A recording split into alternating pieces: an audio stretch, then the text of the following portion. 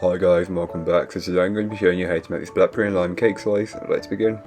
To get started on the recipe, you'll want to grab yourself a large mixing bowl, and into the mixing bowl place in your granulated white sugar, followed by your butter, which is at room temperature, and not forgetting to also add in the lime zest. Then mix it on a low speed to start with, working up to a medium high speed, and once your mixture becomes lighter and fluffier, you can then go ahead and add in your eggs, one at a time, beating well in between each addition. As you incorporate the eggs, you will notice that the consistency does change. This is completely normal. Once all of your eggs have been added, you can then go ahead and add in the vanilla and mix until fully incorporated. And just keep mixing until the mixture looks like a regular cake batter at this point. Then give the bowl a good scraping down, and this is just to help incorporate any bits that may not have been fully worked in from earlier on, so don't forget to get the top and bottom of the bowl.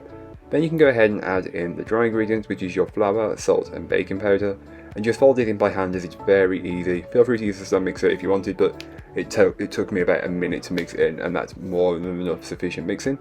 Then, just as you're finishing up mixing, fold in the blueberries. Once they're folded in and fairly distributed, you can then go ahead and grab yourself the 9x9 inch square baking pan, which has been lined with some parchment paper, and transfer the cake batter into it. Then spread and level it out as best as you possibly can to help get the most consistent bake once it goes into the oven.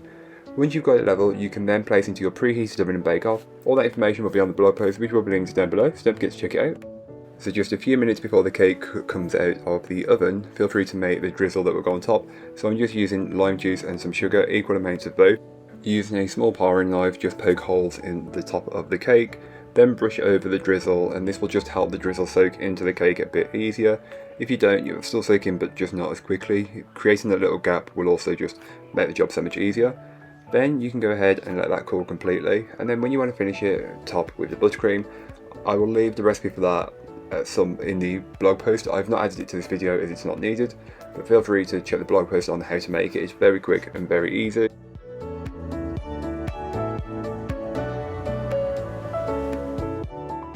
So to add a bit of a finishing flair, I just take some dollops of homemade blackberry jam and just place them on top in a random formation, and then take a small cranked palette knife and just swirl it all around until I'm happy. Feel free to use a spoon as well, that would also work. And just once you've got that kind of, a swirly pattern going on, you're good. This is what I would do, but completely up to yourself.